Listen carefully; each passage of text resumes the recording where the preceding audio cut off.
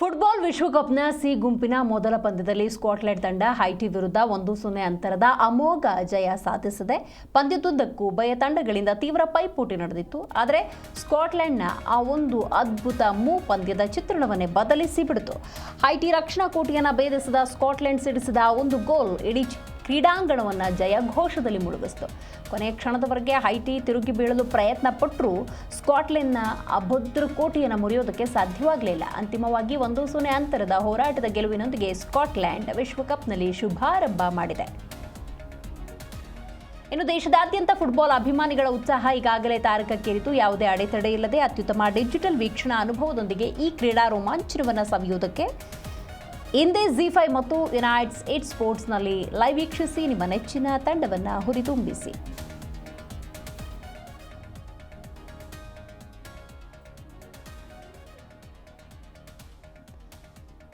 ಹೌದು, ಈಗಾಗಲೇ ಫುಟ್ಬಾಲ್ನ ಜ್ವರ ವಿಶ್ವದಾದ್ಯಂತ ಹೆಚ್ಚಾಗ್ಬಿಟ್ಟಿದೆ. ಫುಟ್ಬಾಲ್ ವಿಶ್ವಕಪ್ನ ಸಿ ಗುಂಪಿನ ಮೊದಲ ಪಂದ್ಯದಲ್ಲಿ ಸ್ಕಾಟ್ಲೆಂಡ್ ತಂಡ ಹೈಟಿ ವಿರುದ್ಧ 1-0 ಅಂತರದ ಅಮೋಘ ಜಯ ಸಾಧಿಸಿದೆ. ಪಂದ್ಯದುದ್ದಕ್ಕೂ ಉಭಯ ತಂಡಗಳಿಂದ ತೀವ್ರ ಪೈಪೋಟಿ ನಡೆದಿತ್ತು. ಆದರೆ ಸ್ಕಾಟ್ಲೆಂಡ್ನ ಆ ಒಂದು ಅದ್ಭುತ ಪಂದ್ಯದ ಚಿತ್ರಣವನ್ನು ಬದಲಿಸಿಬಿಟ್ಟಿದೆ. ಹೈಟಿ ರಕ್ಷಣಾ ಕೋಟೆಯನ್ನು ಬೋಧಿಸಿದಂತಹ ಸ್ಕಾಟ್ಲೆಂಡ್ ಸಿಡಿಸಿದ ಆ ಒಂದು ಗೋಲ್ ಇಡೀ ಕ್ರೀಡಾಂಗಣವನ್ನು ಜಯಘೋಷದಲ್ಲಿ ಮುಳುಗಿಸಿತ್ತು. ಕೊನೆಯ ಕ್ಷಣದವರೆಗೂ ಕೂಡ ಹೈಟಿ ತಿರುಗಿ ಬೀಳೋದಕ್ಕೆ ಪ್ರಯತ್ನ ಪಟ್ಟರೂ ಕೂಡ ಸ್ಕಾಟ್ಲೆಂಡ್ನ ಭದ್ರಕೋಟೆಯನ್ನು ಮುರಿಯೋದಕ್ಕೆ ಸಾಧ್ಯವಾಗಲಿಲ್ಲ. ಅಂತಿಮವಾಗಿ 1-0 ಅಂತರದ ಹೋರಾಟದ ಗೆಲುವಿನೊಂದಿಗೆ ಸ್ಕಾಟ್ಲೆಂಡ್ ವಿಶ್ವಕಪ್ನಲ್ಲಿ ಶುಭಾರಂಭ ಮಾಡಿದೆ. ಇದೆಲ್ಲದರ ಜೊತೆಗೆ ದೇಶದಾದ್ಯಂತ ಫುಟ್ಬಾಲ್ ಅಭಿಮಾನಿಗಳ ಅಭಿಮಾನ ತಾರಕಕ್ಕೇರಿದೆ. ಆ ಉತ್ಸಾಹ ಅನ್ನೋದು ಹೆಚ್ಚಾಗಿದೆ. ಇದರ ಜೊತೆಗೆ ನೀವು ಗಮನಿಸಬಹುದು, ಯಾವುದೇ ರೀತಿಯ ಅಡೆತಡೆ ಇಲ್ಲದೆ ಅತ್ಯುತ್ತಮ ಡಿಜಿಟಲ್ ಅನುಭವವನ್ನು ನೀವು ಪಡ್ಕೊಳ್ಬೇಕು ಅನ್ನೋದಾದರೆ, ಅಂದರೆ ಪಂದ್ಯ ವೀಕ್ಷಣೆಯ ಸಂದರ್ಭದಲ್ಲಿ ಯಾವುದೇ ರೀತಿಯ ಅಡೆತಡೆ ಇಲ್ಲದೆ ನೀವು ಪಂದ್ಯವನ್ನು ನೋಡಬೇಕು ಅನ್ನೋದಾದರೆ ಇವತ್ತೇ ZEE5 ಮತ್ತು ಯುನೈಟೆಡ್ ಸ್ಪೋರ್ಟ್ಸ್ನಲ್ಲಿ ಲೈವ್ ವೀಕ್ಷಿಸಿ. ನಿಮ್ಮ ನೆಚ್ಚಿನ ತಂಡವನ್ನು ಹುರಿದುಂಬಿಸಿ.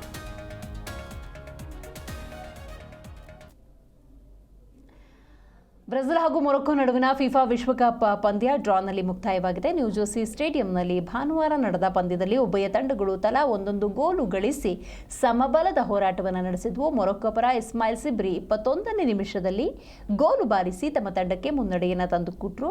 ಮರು ಹೋರಾಟ ನಡೆಸಿದ ಬ್ರೆಜಿಲ್ನ ವಿನಿಸಿಯಸ್ ಜೂನಿಯರ್ 32ನೇ ನಿಮಿಷದಲ್ಲಿ ಚೆಂಡನ್ನು ಗೋಲು ಪಟ್ಟಿಗೆ ಸೇರಿಸಿದ್ರು. ಇದರೊಂದಿಗೆ ಹೋರಾಟ ಸಮ ಆಯಿತು. ಬ್ರೆಜಿಲ್ ಪಡೆ ದ್ವಿತೀಯಾರ್ಧದಲ್ಲಿ ಹಲವು ಬದಲಿ ಆಟಗಾರರೊಂದಿಗೆ ಪರಿಣಾಮಕಾರಿಯಾಗಿ ಆಡಿದ್ರೂ ಮೊರೊಕ್ಕೊ ಭದ್ರಕೋಟೆಯನ್ನು ದಾಟುವುದಕ್ಕೆ ಸಾಧ್ಯವಾಗಲೇ ಇಲ್ಲ. ಹೀಗಾಗಿ ಉಳಿದ ಸಮಯದಲ್ಲಿ ಯಾವುದೇ ಗೋಲು ದಾಖಲಾಗಲಿಲ್ಲ. ಬ್ರೆಜಿಲ್ ಪಡೆ ವಿಶ್ವಕಪ್ ಟೂರ್ನಿಯ ಮೊದಲ ಪಂದ್ಯವನ್ನು ಡ್ರಾ ಮಾಡಿಕೊಂಡಿದ್ದು ಇದು 2ನೇ ಬಾರಿ. ಈ ಮೊದಲು 2018ರಲ್ಲಿ ರಷ್ಯಾದಲ್ಲಿ ನಡೆದಂಥ ಟೂರ್ನಿಯಲ್ಲಿ ಸ್ವಿಟ್ಜರ್ಲೆಂಡ್ ವಿರುದ್ಧದ ಪಂದ್ಯ ಡ್ರಾ ಆಗಿತ್ತು. ಸ್ಯಾನ್ ಫ್ರಾನ್ಸಿಸ್ಕೋದ ಬೇ ಏರಿಯಾ ಕ್ರೀಡಾಂಗಣದಲ್ಲಿ ನಡೆದ ದಿನದ ಮತ್ತೊಂದು ಪಂದ್ಯದಲ್ಲಿ ಕತಾರ್ ಹಾಗೂ ಸ್ವಿಟ್ಜರ್ಲೆಂಡ್ ತಂಡ ಸೆಣಸಾಟ ನಡೆಸಿದ್ದು ಈ ಪಂದ್ಯ ಡ್ರಾನಲ್ಲಿ 1-1 ಗೋಲಿನಲ್ಲಿ ಕೊನೆಗೊಂಡಿತು. ಸ್ವಿಸ್ ಪರ ಬ್ರಿಲ್ ಎಂಬೋಲೋ ಮತ್ತು ಕತಾರ್ ಪರ ಮೀರೋ ಮಹೆಮ್ ಒಂದೊಂದು ಗೋಲನ್ನು ಗಳಿಸಿದ್ದಾರೆ. ಇನ್ನು ದೇಶದಾದ್ಯಂತ ಫುಟ್ಬಾಲ್ ಅಭಿಮಾನಿಗಳ ಉತ್ಸಾಹ ಅನ್ನೋದು ಪಂದ್ಯ ವೀಕ್ಷಣೆಯಿಂದ ಇನ್ನೂ ಕೂಡ ಹೆಚ್ಚಾಗಿದೆ ಅಂತಲೇ ಹೇಳಬಹುದು.